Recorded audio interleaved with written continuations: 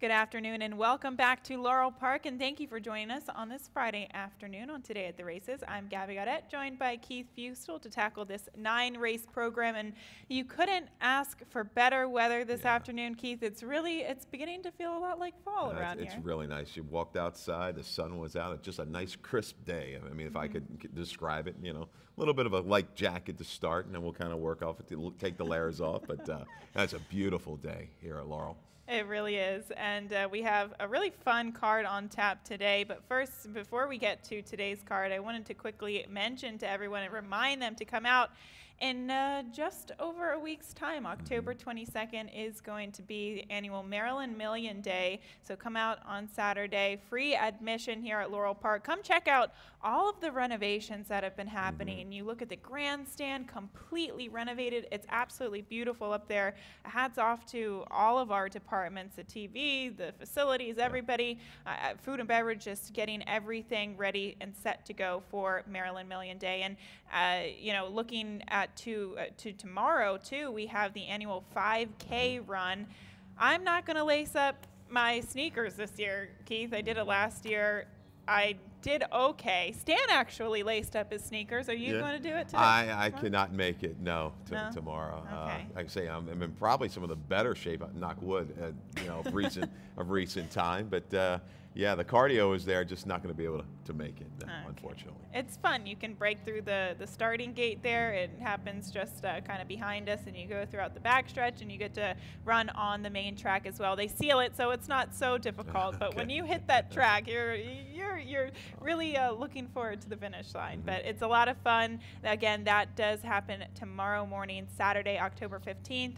And we have a full week of festivities leading into the actual day itself. We have the Maryland Million Post Draw. It's a happy hour on Wednesday evening, so come out and join us there. And, of course, the annual Maryland Million Gala that's held the night before Maryland Million Day. That is Friday night, too. So much going on, and so much going on today as well. We'll take a look at our featured wagers and our carryovers. And that Super High Five kicks off in the first race. We have a carryover $791 and change. The Rainbow Six starts later on the afternoon, $12.70 and change in that, and then the late pick 5 carryover. But Keith, the early pick 5 mandatory payout, and that's always a fun ticket to play. Yeah, this is a really good betting card. We just was discussing before the show. I've got an early pick 4 ticket. I think there's a lot of value in that all the way through.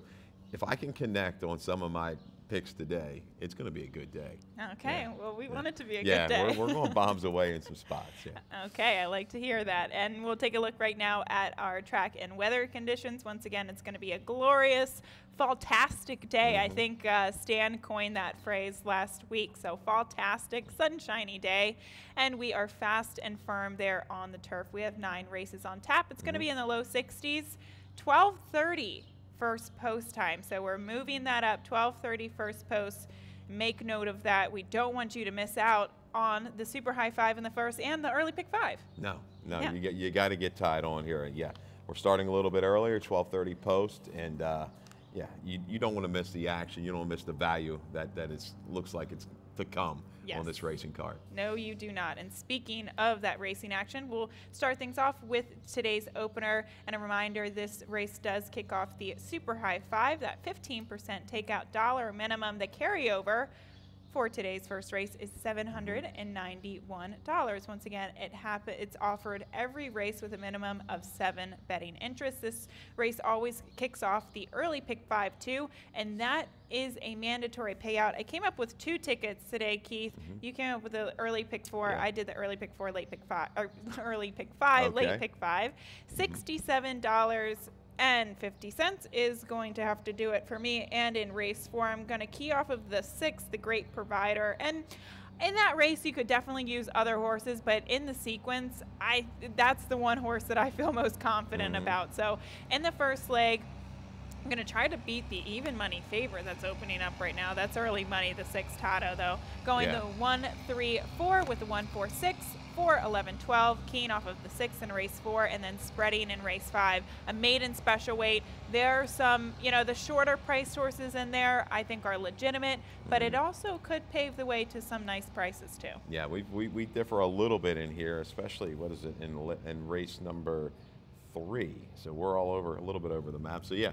So Good. Hopefully, don't be afraid today on today's card to go ahead and box 4 or 5 horses in your exact.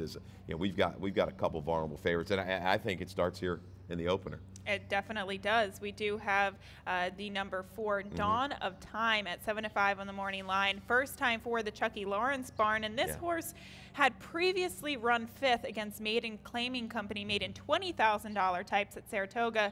Now first time on the trainer's change, immediately drops to the 10,000. Immediately drops. This horse is just kind of a plotter. I know he comes out of a little bit better races. The bottom pretty much at Saratoga for the maidens. Out of that last race, August 31st, the last place winner did come back to drop at Churchill and win. But just the running style of this horse, reading some of the comments in the footnotes, under the whip early, just not really responding. Maybe blinkers will help him. I'm sure the drop's got to pick him up a little bit, but I've got to go elsewhere. I'll take a shot with the 3, So Quiet, for trainer Rodney Jenkins. I think this horse moving to the dirt, a little freshening, and in a race which really doesn't seem like he's got much speed in it. I think he can take the initiative. I know he's only tried the dirt once. That was way back in August of 2015, going 5/8. But the blinkers, this is the first time blinkers on the dirt. He's chased some quicker horses on the turf. I think he can get to the front. Second Dan was a 2-time winner on the dirt. This horse gets to the lead, I think, and controls it. And he looks like a better horse that, with distance, at least on the turf, so it looks like he'll be able to transition that to the main track today. And not to mention, there's only a small sample size of horses that Rodney Jenkins has done this with previously, but he's 3 for 6, so 50% positive ROI of $4.16 going turf to dirt routes with maiden claimers. So the stats really back up that move. And we also have the 1 Middle English, but I think the same case goes for your heavy favorite is their running style. I think Middle English is probably, ironically enough, better at the 1-turn mile because he has a longer stretch run to try to get up there. To get going. Yeah. The one I'm going to give him a little caveat, he's gotten away slowly a couple times, hoping he just comes out of the gate a little bit. It's been detrimental to him. He's broke a little slow, then he had to steady in 2 recent races pretty early on in the race. A clean break and being able to save that ground around the first turn into the backstretch could move him up a little bit. I think he might get into the race a little sooner than the favorite. We're going to have to hope so, and at least he draws that inside post position as well. We get to the second race on the card, 5.5 furlongs for this $10,000 claiming event, and this does kick off the early pick 4. Keith, you took a stab at the ticket. Yes, I did. Let's take a look at the ticket. $48. Could go a little bit higher in here. Skeptical, really, with the 4 Royal Almighty in the first leg. I'm not going to get beat by. I'm going to throw him in the early pick 4. 4 by 3 by 4 by 2. Concentrating in leg 5, just around those 2 horses. We've got the New York Shipper coming in. The horse has been running up in New York. That is Compelled. Training at Fairhill. Tommy Proctor run against some really good horses she's faced up there. And I like to move back to the distance for Dorothea Dublin, kind of just hoping we can get one of those 2 home. But definitely have to spread leading into race 5. Okay, and you do use the 4 Royal Almighty protectively, but do you think that this is a horse that is another vulnerable favorite? It certainly looks like it. You run a lifetime best. You're 2 for 2 on the dirt off of the claim. Now you're just going to drop right in for 10. Why doesn't Trevor come back and ride this horse? Questions abound for Royal Almighty. I'm certain. I don't think he's going to duplicate that last race. He just won it with ease. He was waiting around the turn, found a seam, and drew off easily, wrapped up. Just really concerned about the drop on a barn that's looking to get back and heat up. Outfielder, I'm going with another cold trainer, though, Tim Keefe, just looking around in this race. I think outfielder at the 5.5, this is the right distance. I was inexplicable that try last time, why you go to the dirt. I mean, why do you go to the turf after the 2 good dirt races? A little freshening for outfielder. Just at the distance. He likes this distance. There's enough speed where I think he can kind of ramp up into position by the time the field hits at the stretch and hopefully go by at a fair price. Yeah, by no means do I think you should revert to the favorite in here, because the 4 to 5 just too short of a price for a barn who hasn't managed to find the winner's circle yet. Their horses have been running okay, but still very questionable move there, winning for 16. So I too agree with you with the one outfielder, and this is a horse who took a long time to finally break his maiden, but once he did, the light bulb clicked, immediately coming back, and he found the winner's circle. I agree, kind of an odd move taking him to the turf. I often don't like to see that, but for what it's worth, the turf to dirt numbers for the barn, they're solid. And that kind of put me over the top with the square price that you're going to get on the one outfielder. And agreed. I'm also going to use the 6Q in here just kind of as a fringe player, but the 6Q, he has faced better on the dirt, including his last start, and I'm just hoping they utilize his early foot and just go to the lead and give this horse some confidence. Yeah, aggressively ridden with a good break. I think he can clear this field. I know Don Ave to the outside has some speed, but I think Q's a little bit faster. He could definitely get brave if he clears this field. If he gets any pressure, well, all bets probably are off, but I think he can clear this field. Okay, and that is race 2 that kicks off the early pick 4. Once again, Keith just showed you his ticket, so play it. Looks like a good shot. Yeah, it's some very value. It's got to be over 1,000, I would think. Okay, race 3 on the card. 5.5 furlongs on the turf. Non-winners, a 2 lifetime in for that 16 to 14,000. And Keith, we agree again. We go to the outside to the 11 Grecian Prince. And wanted to quickly mention, welcome back to Julian Pimentel. He's been out for several weeks with injury, but today is his first day back riding. So hopefully he can find the winner's circle, get right off the duck. I think he's got to be hungry. Yeah, we're getting close to Thanksgiving. Yeah, he wants to attack. And Christmas. And everything else. And Grecian Prince, looking at this race, once again, some of these races today, you've got to take a good price. You can't go, playing these 2 to 1s, 5 to 2s in these races. You've got to search for value. And I think we're going to get fair value on the 11 Grecian Prince. Maybe a change of scenery and a little time off is going to wake Grecian Prince off. His only turf race as a 2-year-old wasn't terrible. He doesn't have to move up a ton. But I looked at the stats for Hugh McMahon over the last 5 years: 7 for 33, 33%.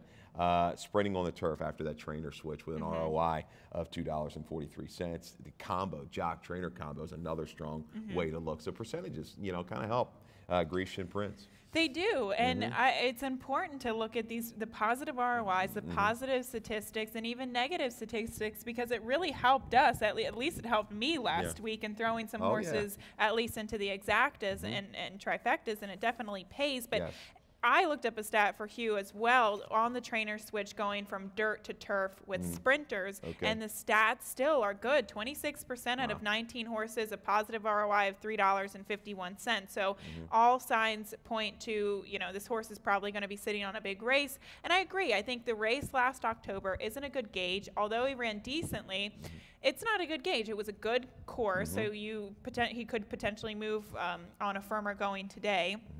And it was a slow pace, too, that he couldn't really close into. So there are a couple of negatives that you could kind of conjure from his lone turf sprint try. And I go back to the well here for his second turf try. We have the 8 Mannequin Road, though, a horse that you throw into the exacta 20 to 1. I love it. I do, 20 to 1. I might have him lined a little bit too high when you really look back. Once again, not a bunch of pure speed types. And the only way this horse is going to win is on the engine, right to the front. Mannequin Road got caught up in a really heated duel, faded the last 1/8 of a mile. 3 back at Laurel, 56 buyer against, I think, maybe a little bit better version of this field. It's good enough. I think he can shake clear, and here attracts Toledo.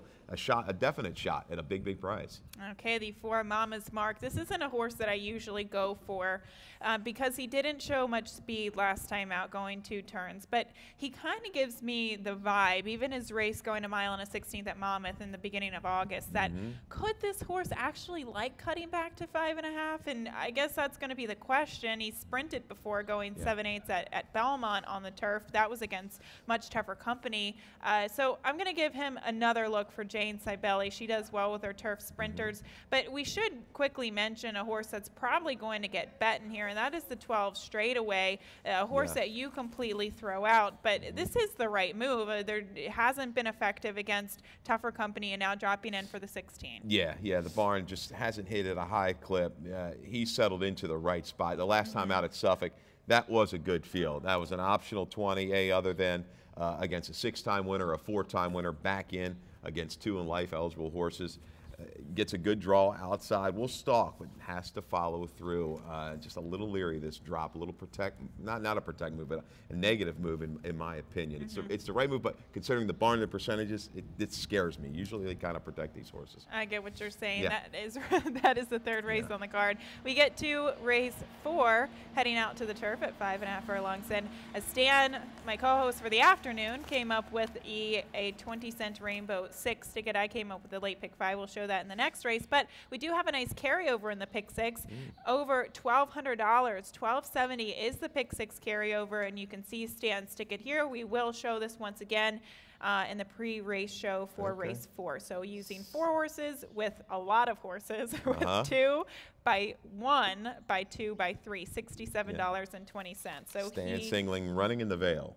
Oh, the speed. Yeah. Okay. I like it. I like that shot, right? You know you're going to the front. You know, though, it is the horse to beat. We have dueling best bets today. Oh, you do? Yeah, we do. We'll get to that race because I'm interested to see who you have in there in the as 7th? well. Yeah, I got a bomb. Okay. Yeah. Oh, I like it. Okay, the 4th race, a starter optional claimer. Once again, 5.5 furlongs there on the turf.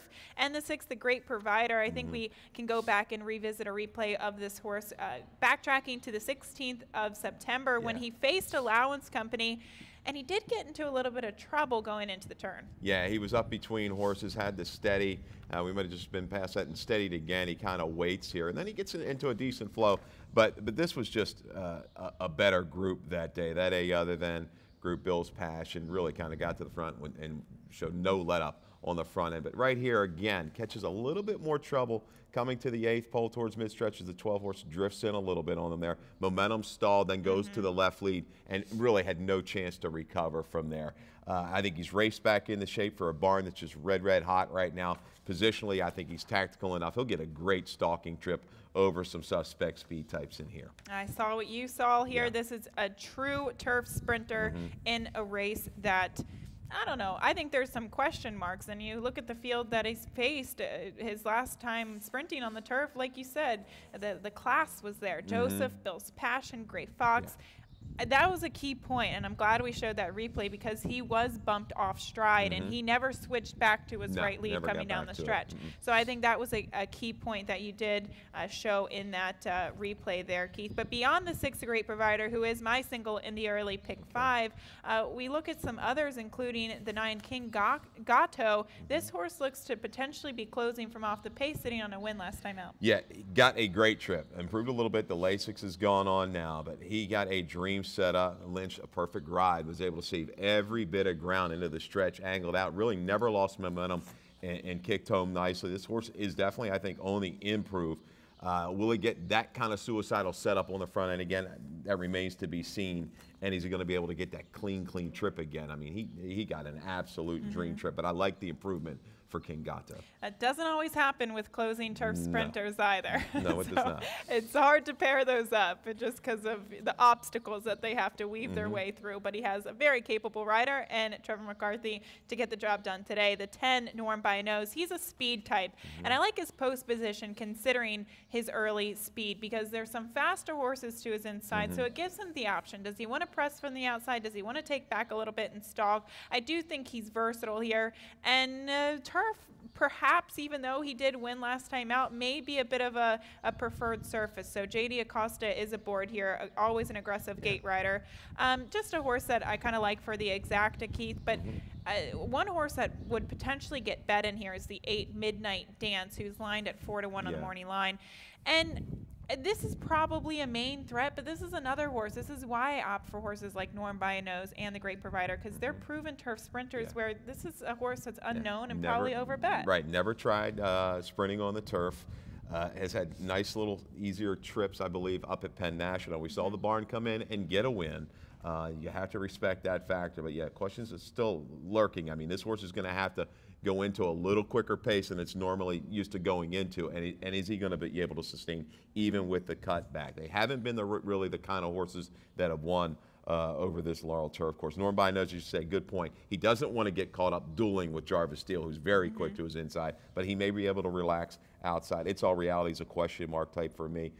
Really likes the synthetic. Is he going to be able to transfer the form to the turf. I think they're a great provider with a good break. A little drop from compared to his recent turf race. Should get the jump on the closers and hold on. Let's hope we can get that single home. We really need it. We really need it because race 5 kicks off the late pick 5. It's the final leg of the early pick 5, and it's a tough race. It's a really interesting race, and we'll get to it right after this commercial break.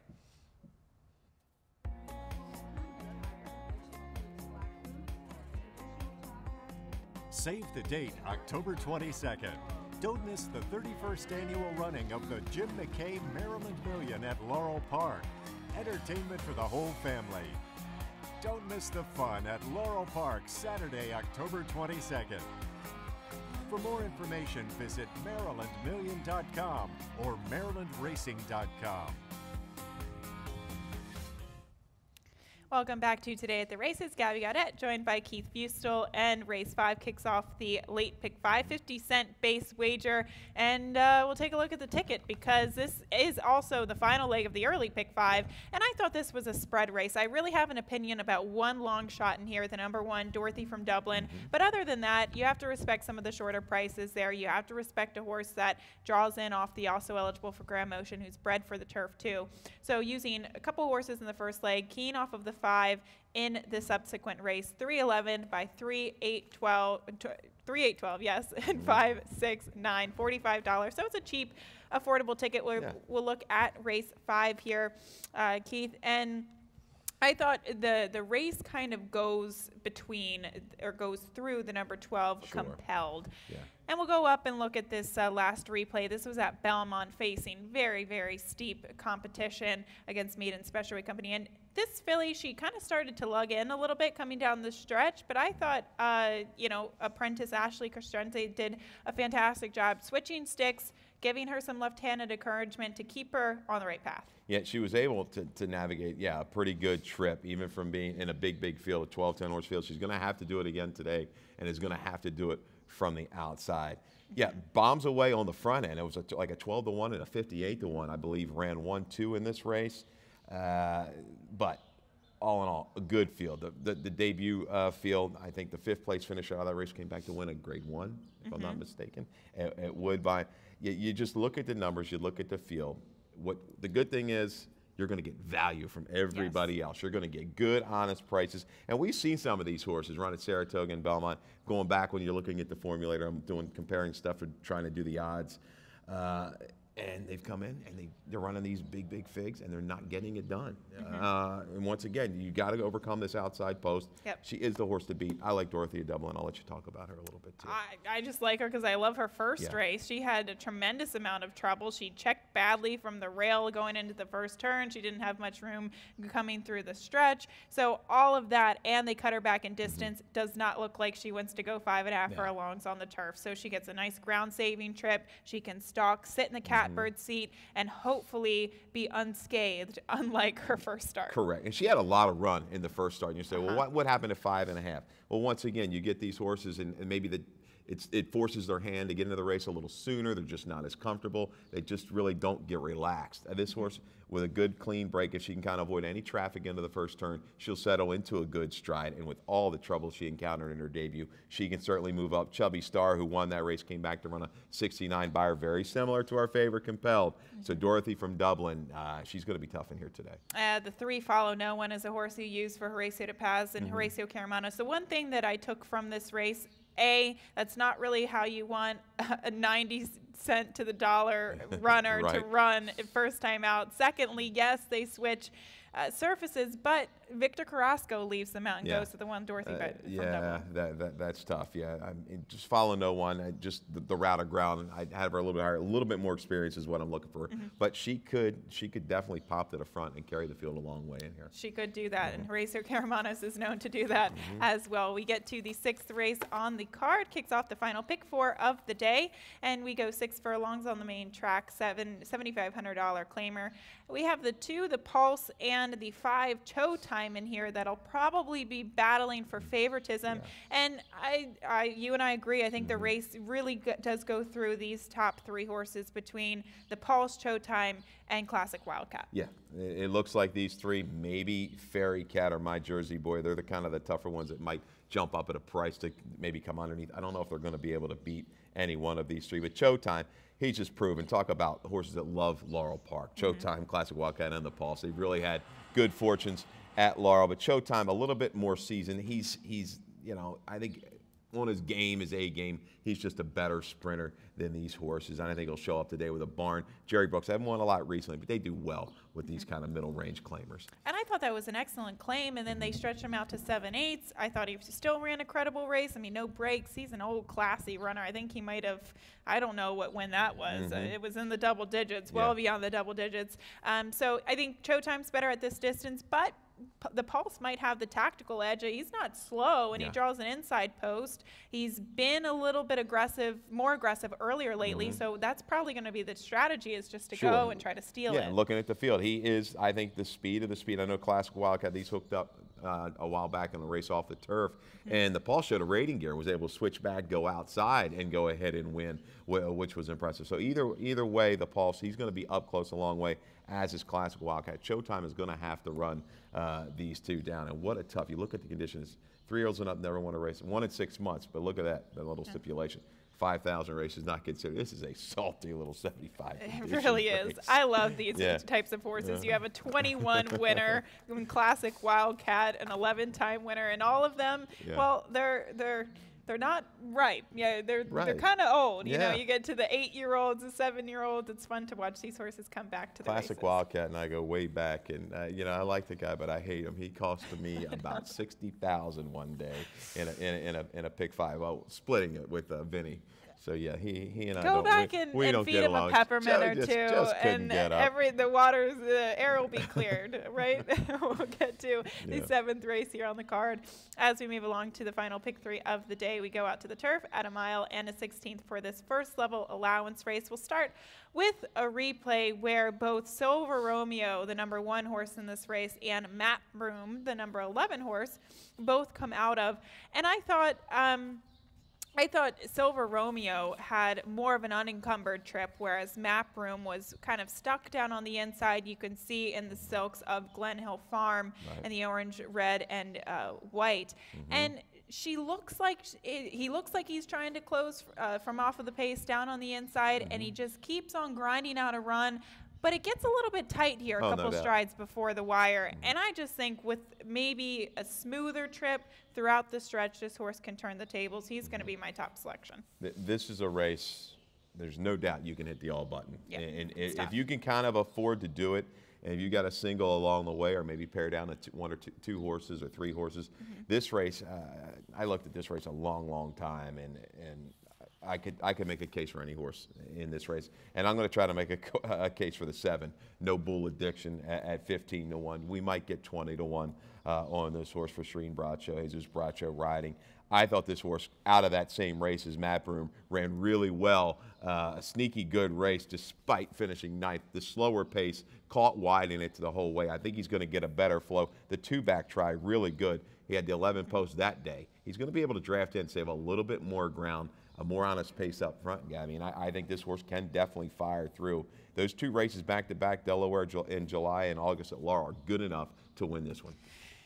A lot of the time, people look at their last race and they overlook them. But you're right. If you look at his races since July, the July 21st race and the August 20th race, those races are good enough to definitely use at the price that you're probably going to get. So I like it. Going bombs away here. But we'll talk quickly about the 3 running in the Vale. This is a horse that Stan does single in his pick 6. You throw out completely, but he did go against the likes of Rose Briar, and Rose Briar's fast in his own right. So I think the plan for running in the Vale last time out was just to go, try to steal the race, you know, fingers crossed, hope for the best. Didn't pan out. Rose Briar just way too good for that field. And he meets much, more manageable company, and he looks like the speed. He was just kind of pestered every step of the way by a classier horse, and that's all it was. He's going to be able to kind of get into stride, relax a little bit more on the front end of the day. He's going to carry him. I'm definitely going to use him in multi-race gimmicks. I'm going to use him. I mean, looks like the lone speed. Silver Romeo took back last time. Will he go ahead and send like he did when breaking the maiden? That is the real question. But running in the Veil, I do think he's going to go ahead and clear. I think Daniel Ledoux is a horse that's moving in the right direction. They still protect this horse. He's a horse that hasn't had a lot of troubles. That's the only problem with this guy. He likes to find trouble. But I think he's cycling into some of his top form right now. I like the positional post, the eight post here. He can get up into a stalking spot, and he can sustain against this kind of field. This is a good race, a really good betting race. I can't tell you how many times I've picked Daniel Ledoux, and then the one time I jump off the bandwagon, he wins the last start. I thought he was nicely placed, closer to the pace, and kind of an overall slower race. Yes. Therefore, he was aided by that fact that he could kind of stay in a more manageable position and not get into the trouble that he's been known to get in. So if he gets that kind of trip, by all means, I agree with you. I think he's cycling into form, and I don't pick him in the top three. So you know what? We can only pick three, and this is a large field that every horse has a chance. Yep. And that is actually comes before is the preface to our feature race of the day. A nice 3 other than allowance optional claimer, 5.5 furlongs on the turf, and this is another very, very competitive race. You know, you can make the case for Seville. I think we'll start talking about the 12 Take Cover, a horse who was recently acquired by trainer Alan Goldberg, but we'll go back to the race in the first time under the acquisition for Alan Goldberg. And that day he faced, in my opinion, Keith, an average field. It was Willie Be Mine, Miner's Quest. Those horses had been exposed against claimers. They stepped into the other than waters. They ran well. I thought that Take Cover, it was okay, but I was a bit dubious because I thought that it really wasn't that strong of a race. He ran nicely, but he came back to run a very credible and legitimate performance going against Spring to the Sky and Ben's Cat and winning the Pennsylvania Governor's Cup. In his subsequent start, he ran in the Parks Dash, yielding turf. That race didn't look like he was handling the turf whatsoever. There's a big difference between a good going here and a yielding going at Parks. Yeah, and the kicker is, what intrigued me about this horse is, where did the money come from off of just that simple other than when you're on an 81 buyer, now you're only 9-2 against Ben's Cat, Spring to the Sky, and you get up. I mean, they must have just loved this horse. So maybe it was the sheets or something that this horse came out really, really big. Yeah, given a little bit of a freshen, you know, probably labored over that yielding course at Park, comes back to a little firmer surface today. I'm going to use the workouts are solid. I think the horse, the Triple Burner, we've got some video on Triple Burner. He's just kind of a favorite of ours up in the press box. We really followed this horse closely. He just tries every time. Even last time out at Belmont in that tough field, kind of an even race, but no real shakes. An 83, good enough. Puts him into the mix here. So do we have cue that video here? Yeah, here. Video from September the 10th, the Laurel Dash, where a Triple Burner. Go and watch the start here, where this horse kind of gets bounced around and pinched against Mosler. You see there in the yellow blinkers. Horses just kind of converge. There's a bounce from one side, a bounce from the other, then a pinch back. And once again, we'll show it again if you didn't see it the first time. Comes away clean, and then horses come from the outside, they come from the inside. And it definitely hurt this horse's chances, but boy, does he recover. And then when he recovers, he gets caught like 4 or 5 wide into the far turn. You see him here laying in about 7th or 8th position. Just jacks out there to the outside. And he just got to follow and get hung out even further wide. This horse went okay. That's good enough, guys. We can take it from there. For him to continue on, only get beat a length and a half, and the way he held second, throw out the last, I think that was really biting off a little bit more than he could chew. He comes back to reality here and gets it done. Yeah, I think the 2 horses that were the trip horses in there were Triple Burner and Salal, the other horse, the Al Shakab horse for trainer Graham Motion. So he's a sneaker in here, and I'm going to be using him in the mix as well. And the 3 Rapid Dan. He always runs really credible races, but it's now getting to the point where he needs to win. He's over 8 this year. He hasn't won since last, when was it? It was actually last July at Presque Isle. So he runs very credible races, but today's the day he needs to deliver. Yeah, he's just the kind of horse, you're right. It's been a while, and you know he's going to take play too. So he's a horse I'm going to try to take a shot against. I'll go 8, 6, and 12. I think Super Spender has finally found that he is a sprinter on the turf. They found the right level. You see, he beat Good Feng Shui, who came back and hammered a good 2 other than field. Okay, we get to the 9th and final race on the card. We cap it off with 5.5 furlongs on the turf maiden $40,000 event. Make the rider Julian Pimentel on the 2, 'Tis a Doozy. And the 9, This Song is About You. First of all, I love this name, by Street Magician out of So Vain. So, of course, you know where the song comes from. This song is about you. But I thought A faced a very tough field when stretching out to 2 turns on the turf. You look at Queen Caroline, Tap It Together, very tough maiden special weight on Preakness weekend. And then prior to that had been running very well sprinting. So I'm going to give her another shot going the sprint distance on the turf. Agreed. That was a much, much tougher field and held on quite well. I know they weren't demanding fractions, but the way this horse held till late, to about the 16th pole, I got to give this horse a shot. Once again, off a little freshing toss to race at Timonium. Whirlybird, who's probably going to be the favorite for Goldberg, had dead aim and couldn't follow through in July. We haven't seen this horse to July. Another vulnerable favorite. Yeah, Busy Girl I'm going to use in the mix. Same kind of running style as the Song About You. I just don't know. I like Trombetta's horse a little bit better than 9. 'Tis a Doozy is maybe another one just to throw in there into the mix, and your supers and your tries could be set right on the engine and go a long way on the front end. Just let this horse roll. Okay, it's a fun sequence. Yeah, It's honestly, I think it's going to be a very valuable sequence in both the early pick 5 and the late pick 5. You have that early pick 4 ticket too. There are so many favorites on this card that are worthy of betting against. So that paves the way to tremendous value. We will be doing that throughout the afternoon. What's the total times you can go to the ATM machine in a day? You get like a limit of 3. I don't know. I think take the I'm over. cheap. Take the over on me I today. don't go to the ATM. I try not to. Take the over on Jethro here. Yeah. Okay. Anyway, we do have that carryover in the pick 6 over $1,200 today. So dive on into that action as well as the early pick 5 and the late pick 5 super high 5 kicks off in the first. Thank you once again for joining us here on Today at the Races, and best of luck on this Friday afternoon. Good luck.